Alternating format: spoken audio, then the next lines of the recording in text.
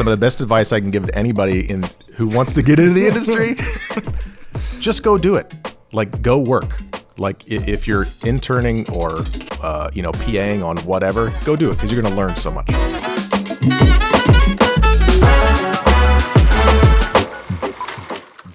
This is episode 2 of As Yet Untitled Podcast, starring SPLYCEHOUSE and Oldstorm Studios. I'm your host, Bill Parmentier of Oldstorm Studios. Now, today we have the fellows from SPLYCEHOUSE. We've got but hold on a second, Bill. I'm going to cut you off right there. Please. Because today's episode is all about Oldstorm Studios. Oh, my gosh. My gosh. Oh, what a treat. To get this podcast started, all about Bill Parmentier of Oldstorm Studios. Yeah. What got you interested in this industry? How did Oldstorm Studios come about? Oh, gosh. Long story.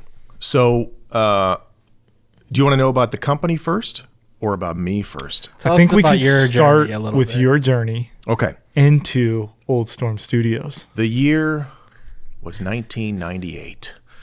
And I thought you were going to say like 47. So that's 1947. My father was born. So I've always loved movies and TV. And so when I was a kid, when I was a teenager, I started making stupid videos with my friends in high school. I don't know if you guys did that ever. Oh, yeah. With Adam Huber. Oh, yeah. There you go. Adam Huber, YouTuber? Yeah, he dragged me into those. Oh, God, he's the best. YouTube didn't exist at that time. One of these days, I'll have to show you Mario and Bluigi. It was a Mario Kart parody that me and my nephews did. Oh, fantastic.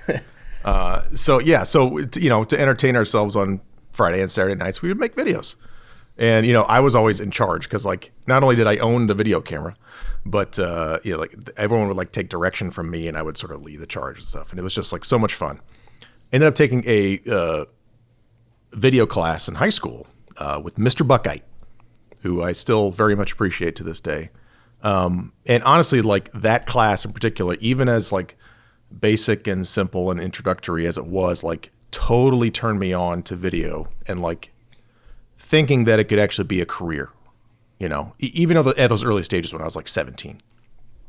And so that class combined with all the theater that I did in high school, just sort of pushed me toward man, I want to go to film school. That sounds awesome.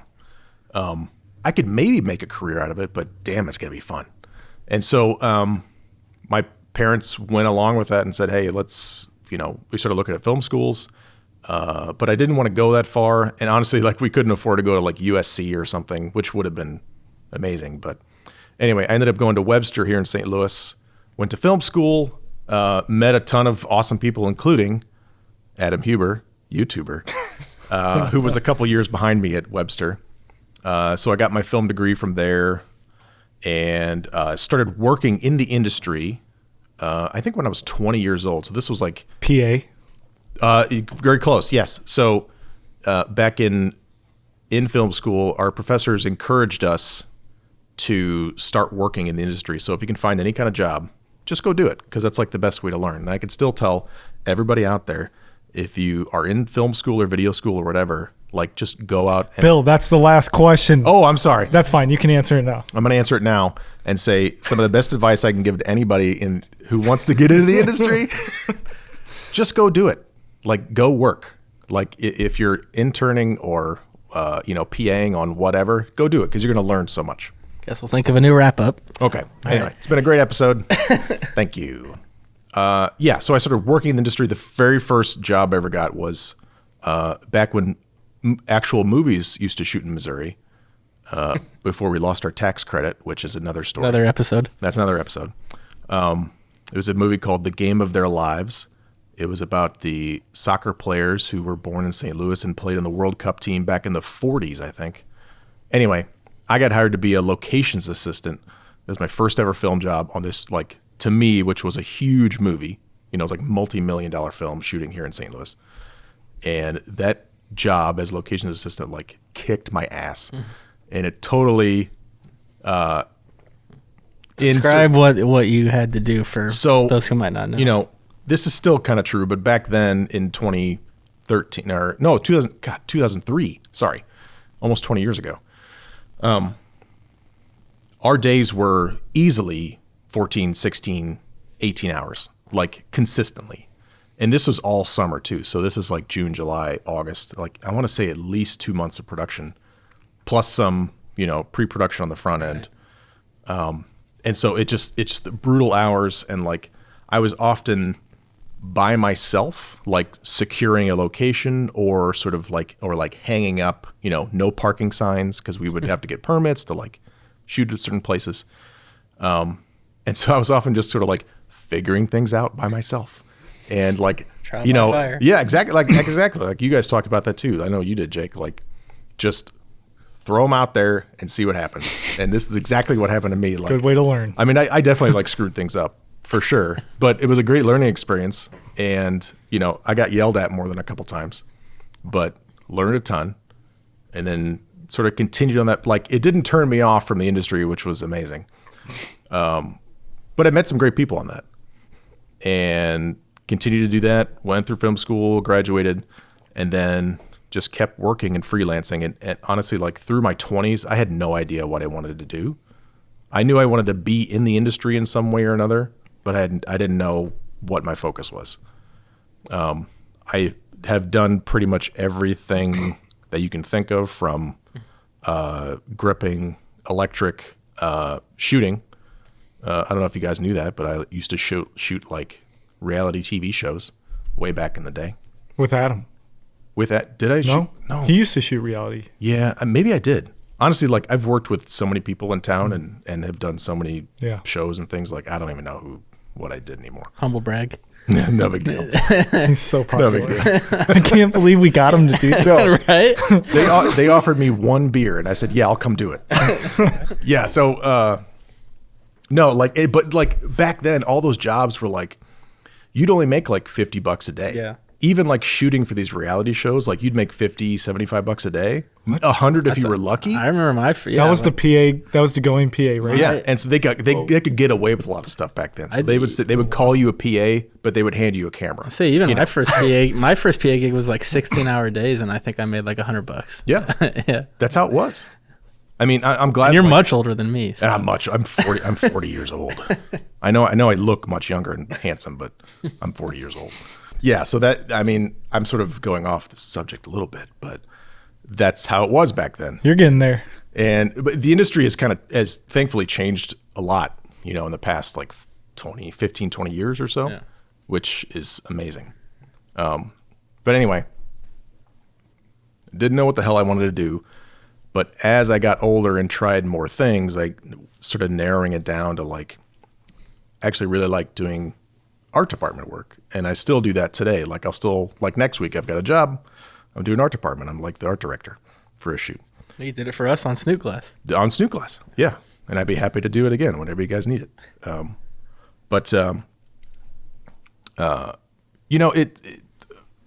Freelancing for, God, almost 20 years. Huh. Yeah.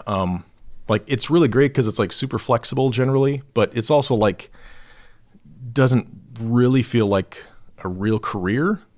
Yeah, I don't know if you guys feel that way too, but well, I was going to chime in on that on our last conversation from the last episode. That is part of the reason why starting a brand was important to me, because I do think at some point you do kind of get tapped out as a freelancer. Like, you get older, you don't have the same kind of hustle. I'm not saying we don't have that now, but like at some point I saw myself at like 55, 60, and I'm like, do I want to be like running around for like 12 hours with a camera? Like, when there's young kids coming out that like are eager to do that, I'm like, I don't know. Let them do it. I'd rather just hire them. Yeah, absolutely. Pay them $50 a day. No, give them a camera. We won't put that on record. No, we're not going to do that. We all. I just want to say this right now. We all pay very well. Yeah. We treat people well. Point being, it's a grind, and again, that ceiling sort of conversation from the last episode. There's just there's only so far you can go with a freelance career. Not to say that it's not great and awesome, and lots of people are very successful at it. But just I mean, I know tons of freelancers who've been doing it forever, and they like it as far as I can tell. it's, it's just not for everybody. It's like, Right. So It's a different breed. yeah, it's just, at a certain point, I just kind of felt like it wasn't for me. I wanted to do something, I guess, a little more structured, have a little more control over my destiny. But before I sort of continue with that, like while I was freelancing, I also started acting, and acting is always something that I've loved to do. But you've been doing that for a long time. Yeah. And so that, started acting, and it was like, it's very fulfilling to be an actor, as someone who's, considers myself to be a creative and like artistic person in certain ways. Like acting is just like so much fun, and it's a great challenge. And it's very enjoyable. But in somewhere like St. Louis, like you can't really make a career out of it. And I didn't want to do theater because that's way too much for me. It's way too much of a commitment. I like my free time. So, so now I'm like back then, and now I'm an actor. I've been acting since 2012 or so. You've acted in pieces that Jake and I both separately have shot too. Yeah. Over the years. Yep. Yeah. And Adam, well, yeah, definitely Adam, obviously. I've done a lot of stuff in my career, like a lot of different paths. And as I was getting older, I wanted to get out of the freelance game a little bit. And I always knew that I was good at creating stories and like coming up with silly and funny ideas for brands and commercials and ads and stuff. So I was like, I kind of want to start my own production company, because I don't really want to work for anybody else, because I want to take some of that control back after being a freelancer for a million years. And so I want to say it was 2016 that I actually officially started Oldstorm Studios just as an LLC. I didn't really know what I wanted to do with it, much like my freelance career. So I just sort of started billing through it, and eventually got an office and started pushing myself as more of a, I guess you could say, creative director at Oldstorm Studios, and like telling people like, hey, I can produce. I'm good at that. And I can write. I'm good at that too. And I can direct and do all these sort of, I don't know, above the line jobs, as we call in this industry. You're leading me right into my next question. Well, you're welcome for that. And I'll let you, Levi, ask questions I have after a really this. cliche question. But this, this just leads right into it, because you've kind of already talked about it. I mean, you're a man of many talents. You're an actor. That's right. You're an actor. You're a producer. Yeah. Art director. Mm-hmm. Father. What am I missing? Yes. That's pretty. Art. You said art. Art director. Yeah, no, yep. We got all of them. But how do you define yourself? Are you more of one of those things? Or are you everything? Oh. I am everything and all things. He's a superhero. I'm a superhero. To his kids, he's probably a superhero. I'm sure. No, God, no. I mean, in all seriously though, like, there's like they call it the multi-tool, I mean, but yeah, like to Jake's question, like, do you consider yourself one of those things more than the other? Yeah, you can leave out the father part. We know that's probably number one, so let's just skip past that. Industry. As long as my kids think that, then yeah. Are they going to be watching this? No. This is rated G. They're like, no, I don't want YouTube. That's where all the kids are these days, right? This isn't a video game, Dad. Come on. Yeah, I'm gonna put it on for them, and they're gonna be like, "Oh, there's Dad on TV again," and then they're gonna walk away. That's all they're gonna say. Okay, maybe Bill isn't a superhero. Commercial. Ooh, yeah, Schnucks, future sponsor. We got one more. So then, in the industry, where do you define yourself amongst those things? That's something that I don't know if I would say struggled with, but just it's been very fluid over the years. And so if I start finding success in one thing, I'll kind of push that and stick to it for a while. And if that starts fading away, then I've got other things I can go back to. It's changed a lot over the years, but I would say right now, I'm not as much of an actor as I used to be. Like, I just don't get as many roles as I used to. And I think there's probably a ton of reasons for that. The industry is very fickle, and, you can be like a flavor of the month as an actor or a voice artist. And so sometimes I'll be super duper busy, with acting and getting a bunch of gigs and stuff. And then like now, like, I don't know, I've only had a couple this year. Yeah. But that also leads me into maybe part of that reason is because Oldstorm has been doing more and more work over the past couple of years. And so industry professionals here in town maybe see me as something else now, which has evolved over the years. So previously, like, and this has happened like many, many times over the years. Like, I'll meet somebody in the industry or work for somebody for the first time, as talent. So I'll be on camera and somebody that I worked with in the past, they're like, "Oh, Bill, I didn't know you were an actor." I'm like, because you kind of get defined as like what they see you as. People, I mean, and it's understandable. I totally get it. Like, people see you as kind of one thing because that's they get one little slice of your life.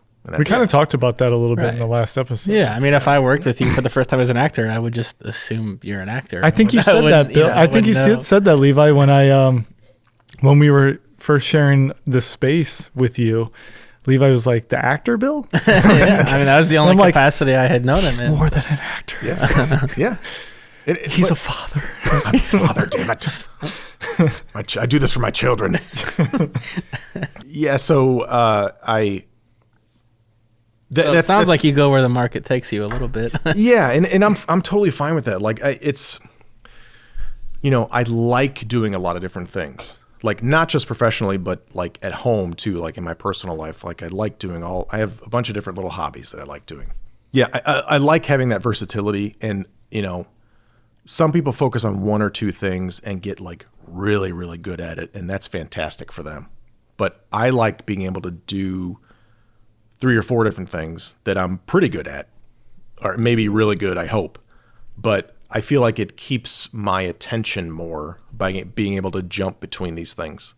I don't know if it's just like an attention deficit thing or something. That's the beauty of this industry, that is an option too, because that's not an option in every industry. No. So right, that's kind of a perk. I think that's what that is why I've stayed in this industry for so long, because it does change a lot, and it keeps you on your toes, and it keeps you interested and excited about the next thing coming.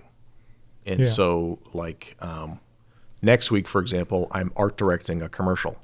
And so, like, I'm already prepping, like, I'm already making a list of all the set dressing and props and things I got to buy. And it's a unique challenge. And then the week after that, I've got a full production with my production company where I am not only, like, producing and directing this, but I'm also the on-camera talent. So it's like I'm doing both of those things, and keeps directing yourself. Yeah, I know, it's a weird thing, but like I got basically hired as a freelancer to do the art direction gig, which is great.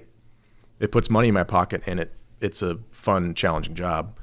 And then for the next thing, like an ad agency, a local agency came to me and said, "Hey, can you cover this full production for us? Oh, and by the way, we also want you to be the talent on camera." You're like Mel Gibson, directing. Please do not compare me to Mel Gibson. I was thinking, what's the guy? I'm thinking of more Jason Bateman. Oh, Jason Bateman. Yeah. That's so much better. He directed and starred, basically. That's what Mel Gibson does, right? He's director star. There's a lot of other. All right, there's a lot of other extracurriculars. I'm gonna interject with a super cliche question, but where did the name Oldstorm come from? I'm gonna plead the fifth. I don't want to answer that one. It just cracks me up. I haven't heard the term plead the fifth until very recently. In the news, yeah. So, yes, I know it's cliche, but right. what Oldstorm? Oldstorm. So we all have usernames online, and Oldstorm is just one of those names that I came up with probably 15 years ago. Tell me it was your AOL AIM chat name back in the early 2000s. It's been such a long time, and it's just been a part of my life for so long. I don't even know. So there's not an epic. It's not that interesting of a story. Epic background, just to be honest with you. Just it was an available user profile for AIM in 2002, and but basically, yeah, it's a username. It's just like a fun thing that I came up with, and honestly, like I feel like it's memorable, and nobody else has done something like that. Plus, it sort of evokes like a sort of I don't know, sort of like medieval warrior type feel, which I think is exciting because I love fantasy films and shit. So. similar to last episode. So then I guess what's kind of the future? What do you see in the next 3 to 5 years for Oldstorm? What's your plans? No, your 20 goals? to 30 years. 20 to 30. I'm just kidding. Hopefully he's retired in 20 years. Retire? You'll never retire. No. All right, whatever time frame you'd like to put on it. What are some future goals for Oldstorm? Bill will be acting in Viagra commercials. I hope so. I mean, what's the usage rate on that? Is it pretty good? I bet it'd be good. Bill's gonna be to put your face on that. Probably pretty. Bill's good. gonna be in a ceramic bathtub on top of a mountain for a Cialis commercial in like 20 years. Splice House Untitled podcast brought to you by Cialis, the hardest podcast you'll ever listen to. Just give us. Anyways, I didn't even remember the question. Future. What are some future goals? Yeah, I would love to be able to stop freelancing. Like, as much as I enjoy, this job next week that's art directing this commercial, like, it's also stressful, and like, you have little control over stuff, and so I just want to be able to come up with ideas for clients, write scripts and direct, and then like maybe like post supervise, and then go on vacations. That's all I want to do. How many vacations? Yeah, a lot. Oh, a lot. Okay. Half the year. I got a lot of time to make up for. Do you want a house in Mar-a-Lago? Is that what you're looking? Is it up for sale? Maybe. It might be soon. We'll see. But yeah, that's kind of where I see things. And like you guys, like, I would love to do something narrative, like an original content too. Like, I've got so many scripts just in the dungeons of my computer that like, oh, this is a great short script, or this is a great script that could be a feature. Like, I would love to get to the point where we can talk to Netflix or talk to Paramount or whomever and say, hey, let's pitch this idea. We've got this amazing script, or that I think is great. It's not crazy to think about, like, building a team for something like that in the future. That's a long-term goal, but it's cool to think about those things, I think. And honestly, like, I've worked on a bunch of movies over the years, and I've never been in a real position of power in any of these things, but I've been close enough to things where I feel like on the scale that we work at currently with commercial production generally, is like, you can scale that up and make a movie. It's just sort of like hiring more people, and sort of, I mean, there's a lot more involved than just that kind of shit, but you know what I mean? Like, it's not like an entirely different thing to do. Yeah. You can scale up, tweak some things, and make a movie. Again, it's all about the story. It's all about the vision. And now, I mean, the one feature film that I did DP on, I mean, again, I just was talking about this the other day. I'm like, I mean, the director, writer, producer had all the vision and had seen this movie in his head 5,000 times. So like, I just had the camera. I just executed, So that, it all comes down to that at the end of the day. But I find this fascinating because this is something that I know probably everybody in the industry says this and wants to do this, but I want to push clients to do something just a little fucking different, as opposed to we just need to get our product on the screen and that's it. Interview, B-roll. Yeah, interview and B-roll. I know we're done. It's always a challenge, though, and that's fine because like that's meat and potatoes kind of stuff for us guys. Works but a lot. Yeah, but it pays the bills. In the big corporate world, there's PR and there's this and that, and then it's like they can't be as edgy, or there's so many factors that limit sometimes creativity, but we understand that, like, there's an understanding to the fact that corporate pays for art, right? Well, I think what we just talked about ties into where I want my studio to go is be in that purely creative realm, and for me, like, not just stopping doing the sort of day-to-day freelance stuff, but like purely working in creative and like pushing that envelope of like client work. And, when we have a chance, like making a short film, and then eventually like maybe getting paid to make a short film or a feature or a TV show or something. Mm-hmm. So, and like we talked about in the last episode, like, just because we're in St. Louis doesn't mean we can't create that kind of stuff. Yeah. We don't have COVID to be. Just even accelerated that mindset. Yeah, totally. both Levi and I have worked with Bill from Oldstorm Studios as him as an actor and producer. Mm-hmm. He's a very good actor. Thank and you. I will give you a compliment that you have a very good temperament for a producer role. Some people, that's a very stressful job. And some people are, on a roller coaster through production because there's so many variables that you can't predict, and you're having to problem solve constantly. So I thought you did a really good job with Meatworks. Just Bill's very even keel. This is Bill. So I get in my car and I scream. Oh, he just doesesn't do it in public. He cried a lot. Thank you after we wrapped. Yeah, thank you for doing that in your car and not in front of the client. Well, to piggyback on that, just for a little soundbite,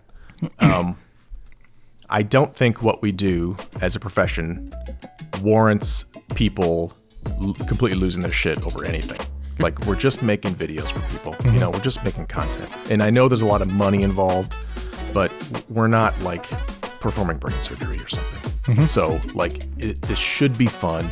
It should be an exciting challenge. And I feel like that's where the work that I want to do personally is to lie, is in that fun, exciting, challenging, hopefully non-stressful, lane.